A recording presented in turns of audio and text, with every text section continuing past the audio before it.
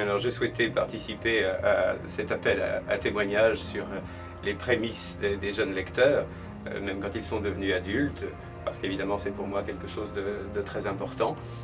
J'ai eu la chance à l'âge de 7 ans d'avoir bénéficié de la lecture de 200 romans déjà, parce que mon père m'avait lu tout Jules Verne et ma mère toute la comtesse de Ségur.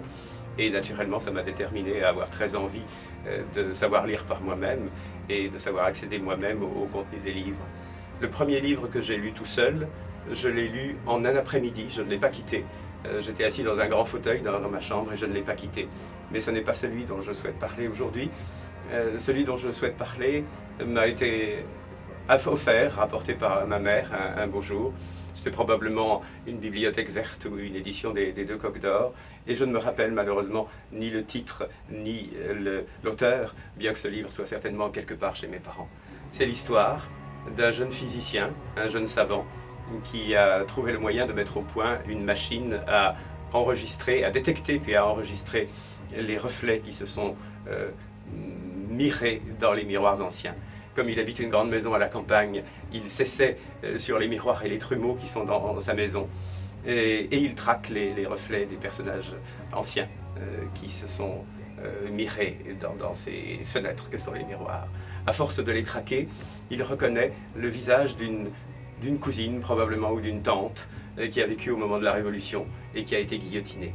C'est une jeune femme du même âge que lui, il a 30 ans, et il devient profondément amoureux de ce reflet, profondément amoureux de cette image.